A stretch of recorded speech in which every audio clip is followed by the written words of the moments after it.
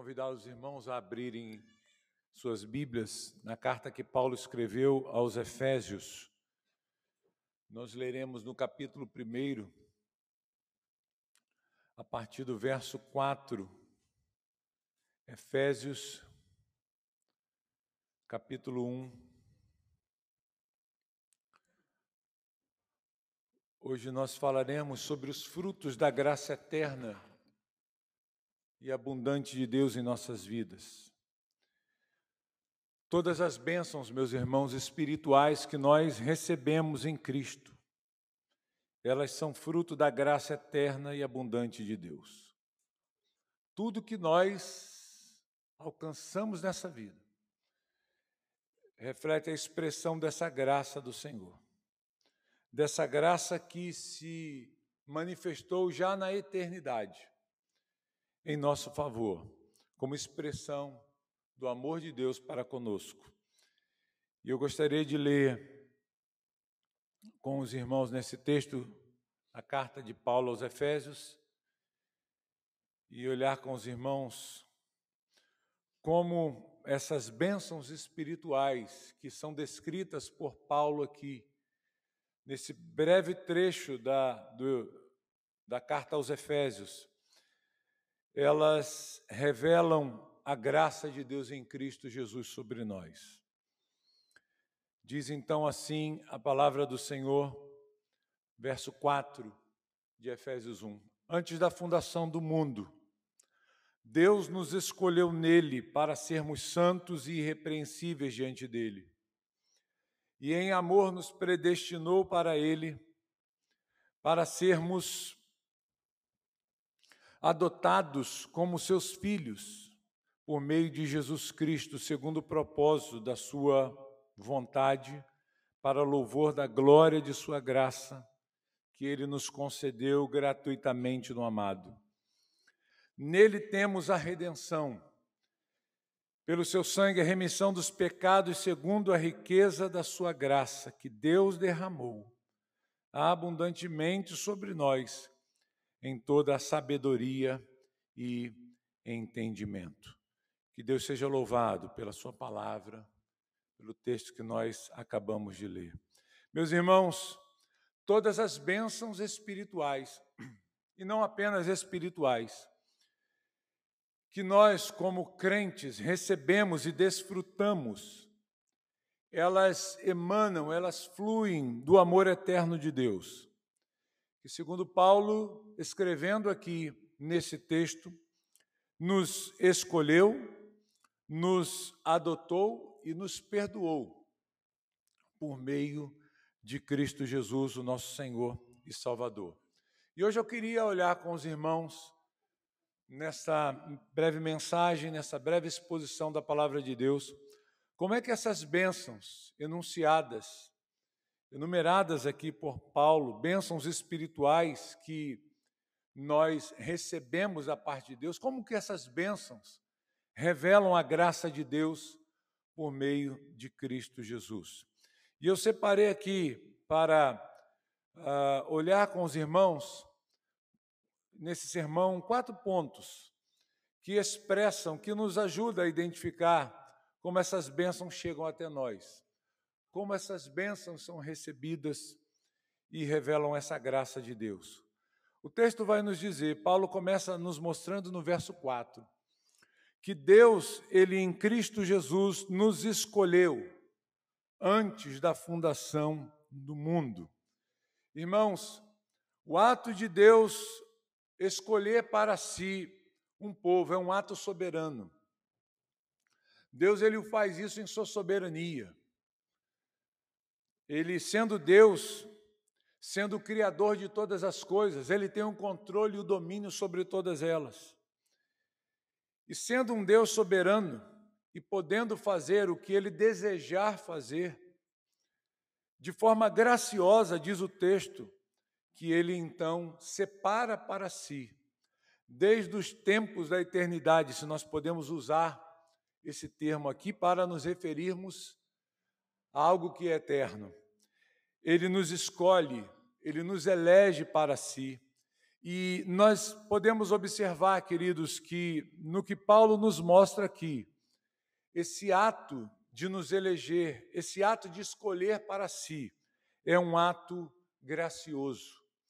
É um ato que flui da bênção graciosa de Deus. Deus é um Deus soberano e um Deus gracioso também. E em sua graça ele decide separar para si um povo, separar para si dentre a massa da humanidade caída, corrompida pelo pecado. Ele decide separar para si um povo e o elege para si mesmo em Cristo Jesus. Esse é um ato soberano de Deus e é um ato gracioso. E por gracioso nós devemos entender que ele não é advindo do mérito humano. Deus não elege um povo para si considerando os atos da humanidade. Porque se Deus fosse considerar os atos da humanidade, quem seria apto para fazer parte do seu povo? Portanto, quando Paulo diz que essa eleição é uma eleição graciosa, ele está nos mostrando que o ato de Deus salvar alguém, escolher alguém, ele flui exatamente dessa graça soberana de Deus, misericordiosa de Deus, estendida a nós, não pelos nossos méritos, não por aquilo que fazemos, não por aquilo que nós realizamos. Mas Paulo não apenas nos diz, no texto desta manhã, que Deus nos elegeu graciosamente em Cristo Jesus, não se baseando em nossos méritos, mas Ele também nos diz nesse texto que essa eleição tem um propósito. Deus nos elege para sermos santos e irrepreensíveis diante dEle. Deus não nos elegeu para vivermos ou desfrutarmos da comunhão com Ele numa vida impura, numa vida profana, numa vida em pecados. Não há como você dizer, eu sou um eleito, sou um escolhido de Deus, fui escolhido com Deus e viver uma vida mergulhada no pecado. Uma vida entregue à devassidão, à imoralidade. O Deus que salva graciosamente, Ele também salva com um propósito. Ele salva para que sejamos santos, para que sejamos separados, para que vivamos uma vida desarraigada desse mundo, para que possamos viver uma vida irrepreensível. Esse deve ser o nosso alvo. Uma vez que Deus me elegeu para si, graciosamente, como eu devo viver nesse mundo? De forma profana, fazendo pouco caso da graça de Deus? Bem, já que eu fui eleito, já que eu sou um eleito, eu posso viver de qualquer maneira? Será que esse é o pensamento que permeia a mente do cristão, que inunda também a mente do cristão? De forma alguma. O cristão, ele entende que a eleição de Deus, a escolha soberana de Deus, a escolha graciosa de Deus, ela é uma escolha com propósito também. E todos aqueles que foram separados por Deus, separados pelo Senhor graciosamente na sua eleição, foram chamados também para um viver santo, um viver puro e irrepreensível nesse mundo. E a pergunta que fica, meus irmãos, como temos vivido? Será que a graça que foi estendida a nós também é uma graça santificadora? Essa graça eletiva de Deus, ela também é uma graça santificadora na minha vida?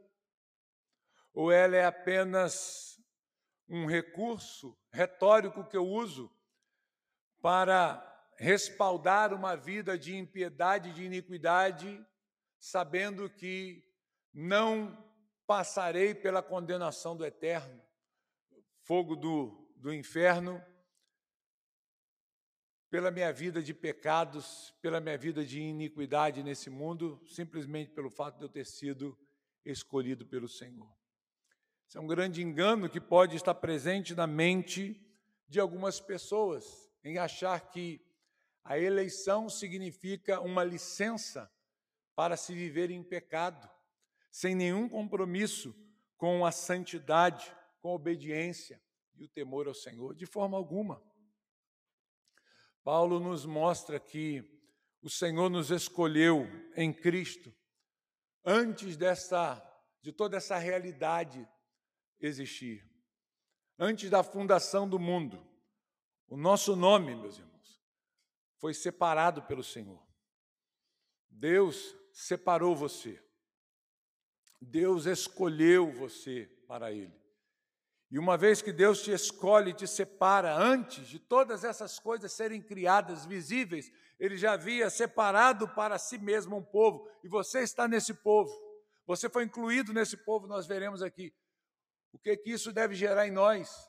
Isso deve gerar em nós um viver santo e piedoso, uma vida de temor e obediência ao Senhor. Paulo vai nos dizer que essas bênçãos espirituais que nós recebemos, elas revelam a graça de Deus em Cristo Jesus, também no fato de Deus não apenas nos escolher, nos predestinar para Ele, mas diz o texto que Ele nos predestinou em amor para sermos adotados como filhos. Verso 5, os irmãos podem olhar esta declaração. A predestinação, queridos, ela visa um relacionamento. Deus nos escolheu para sermos membros da sua família. Deus não nos escolheu para sermos ou vivermos como bastardos, separados dessa comunhão. Porque estamos aqui reunidos, queridos.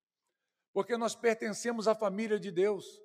Porque nós nos reunimos como cristãos num domingo pela manhã e todos num só lugar cultuamos a Deus, oferecemos a Deus sacrifícios de louvor.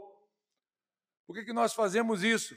Porque nós fomos inseridos numa grande família chamada igreja. A igreja é a família de Deus, é o povo de Deus reunido para oferecer a Ele adoração. O povo que foi eleito pelo Senhor, o povo que foi escolhido por Deus para viver perante Ele, em honra, santificação, em adoração. Deus, Ele faz isso em amor, diz o texto. Deus nos escolhe, Deus nos separa e nos adota como seus filhos, diz o texto, segundo o bem-querer da sua vontade, ou beneplácito da sua vontade, dependendo da versão que você estiver usando aí. Não havia em Deus, queridos, alguma necessidade para nos incluir nessa realidade chamada igreja, corpo de Cristo, família de Deus, mas Ele faz isso por amor. Não havia uma carência em Deus, um vazio existencial, algo que lhe faltasse para que Ele pudesse, então, completar essa família da Trindade, unindo a ela, agregando a ela filhos agora. Não, mas Ele faz isso em amor, porque Ele nos amou. Ele separou para si um povo, graciosamente, em amor, separa e inclui esse povo em sua família, nos tornando filhos de Deus, simplesmente porque nos amou. E nós devemos nos lembrar, irmãos, que o fato de Deus nos amar não está ligado ou relacionado ao que fazemos. Os irmãos devem se lembrar disso. Porque Paulo está contando aqui o que aconteceu na eternidade. Paulo está apresentando aqui o pacto da Trindade. Paulo não está aqui computando méritos humanos que favoreceram indivíduos para que eles fossem agregados à família de Deus, como se Deus dissesse, olha, esse aqui tem vivido uma vida legal, então eu gostei dele, eu vou adotá-lo. Eu vou trazê-lo para mim. Não, mas o texto nos diz que Ele faz isso em amor. E nós temos um pouco de dificuldade de entender isso, irmão, se não muito. Porque o nosso amor, de certa forma, ele está manchado ainda pelo pecado. E nós não conseguimos compreender. Até o nosso amor, ele é afetado pelo pecado nesse mundo. De maneira que nós tentamos entender esta realidade, nós não conseguimos, mas nós aceitamos e acolhemos isso em nossos corações. A graça de Deus se manifestou em Cristo Jesus no fato dele não apenas nos escolher para si, mas porque ele nos adota na sua família como filhos, filhos do seu amor. E isso, queridos, nos mostra essa graça amorosa de Deus, que nos torna filhos, que nos une a Ele como uma família, nos faz ter uma conexão mais próxima, coisa que nem os anjos possuem. Algo que na criação inteira, somente o homem desfruta dessa graça, dessa bênção. Paulo ele prossegue dizendo no verso 7 que Deus nos concedeu redenção e perdão por meio do sangue de Cristo Jesus. É assim que esta bênção graciosa flui de Cristo para as nossas vidas. É assim que esta bênção nos alcança.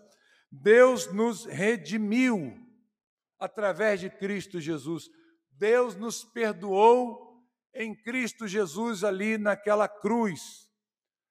Esta bênção, irmãos, da salvação, esta realidade que está sendo ensinada pelo apóstolo Paulo aqui, apresentando a nós, ela é concretizada na cruz de Cristo, no sacrifício substitutivo, no sacrifício vicário de Cristo pelos nossos pecados. Tudo isso que Paulo está dizendo aqui se cumpre, se torna real, se torna verdadeiro a nós e aplicável a nós por meio da cruz de Cristo. Isso é redenção. Redenção, meus irmãos, é libertação, é sermos livres, portanto, do poder de Satanás, do poder do pecado, dos efeitos do pecado. Nele nós temos essa redenção. Nele nós temos perdão. O que é o perdão, meus irmãos? Perdão fala de reconciliação, de sermos reconciliados. A cruz fez isso. Na cruz, o plano de Deus se concretiza, se torna real ali para nós. Na cruz, Jesus disse: está consumado, está feito. Tudo aquilo que na eternidade foi determinado, todo o propósito eterno de Deus, toda a eleição que foi proclamada na eternidade, ela vai ter os seus efeitos práticos agora e concretos, definitivos, ali na cruz, quando Cristo padece pelos nossos pecados, quando Cristo nos liberta do domínio do pecado, quando Cristo nos liberta do poder das trevas, quando Cristo redime a nossa alma do inferno e quebra os grilhões que nos prendiam a este mundo, ao pecado, ao diabo. Nós que estávamos escravizados pelo pecado, condenados, recebemos a libertação. A palavra nos diz que Ele nos resgatou do império das trevas, do poder das trevas, e nos colocou aonde? Nos leva para o reino do Filho do seu amor, do seu Filho amado, Jesus. Nós agora recebemos um outro domínio sobre nossas vidas. Não estamos sem domínio, estamos sob Cristo, estamos guardados por Cristo e fomos reconciliados pela cruz de Cristo. Pela cruz de Cristo fomos perdoados. O perdão da cruz traz a reconciliação. O homem estava separado de Deus, o homem estava distante de Deus, como o texto que nós lemos aqui, meus irmãos, nessa manhã. Há um grande abismo separando aqueles que pertencem ao Senhor e aqueles que não pertencem ao Senhor. E o único meio de você sair de uma condição de perdição eterna, de separação eterna e ser unido a Cristo, unido ao Senhor, é por meio da cruz, é por meio do perdão, é recebendo o perdão, é sendo reconciliado. É o que o pai fez ao filho pródigo, que chegou de volta ao lar, humilhado e envergonhado, considerando a sua indignidade, dizendo: eu quero apenas ser um empregado. E o que o pai fez? Tratou como um empregado? O Pai o recebeu com beijos, com abraços. O Pai correu em sua direção. O Pai lhe restaurou a condição. O Pai lhe deu perdão. Perdão, queridos, fala de reconciliação. Sermos reconciliados, sermos unidos a Cristo novamente. Aquele ato de Adão no Éden, aquela rebelião nos separou desta comunhão. Mas em Cristo fomos perdoados, libertos, reconciliados. E isso se manifesta, meus irmãos, aonde? Isso se manifesta na obra da cruz. Isso se manifesta no Calvário. Isso se manifesta na entrega de Cristo pelos nossos pecados.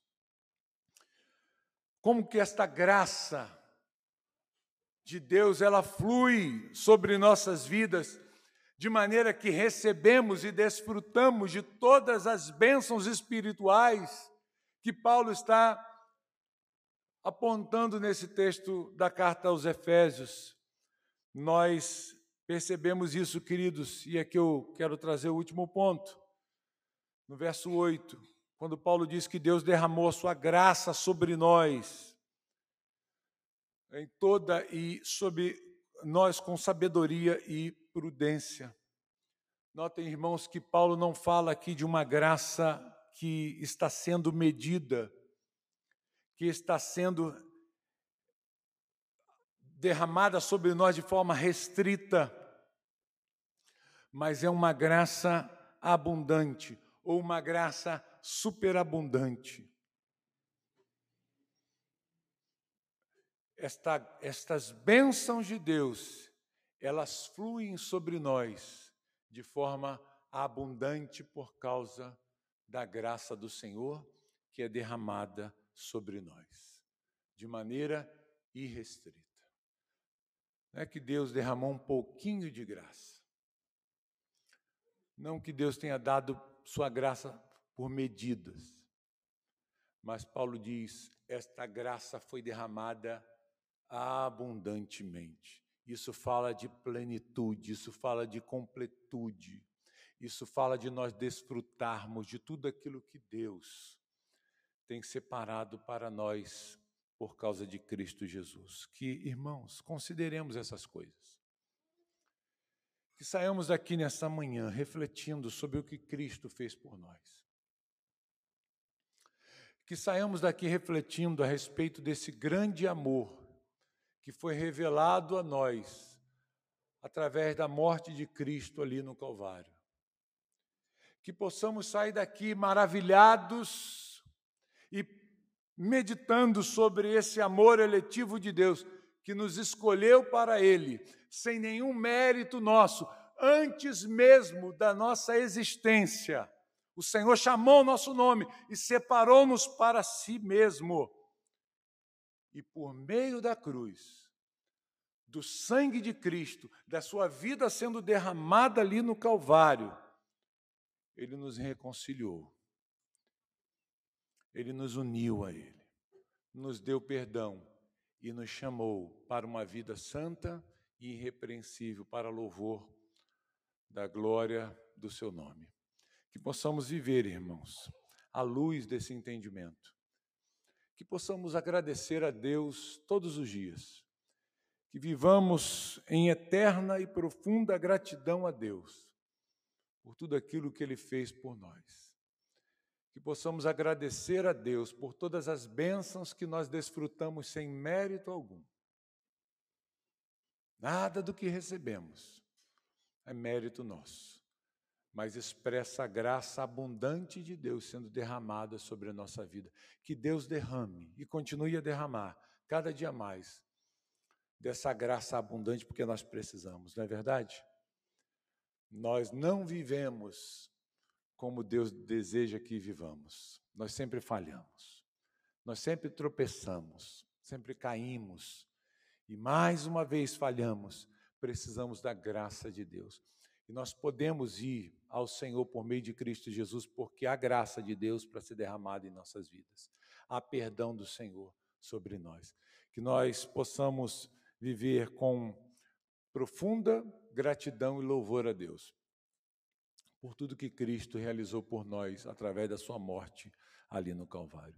Que Ele seja louvado não só agora, mas todos os dias e todos os momentos da nossa vida. Que o nosso viver seja um viver que glorifique e honre ao nosso Deus. Amém?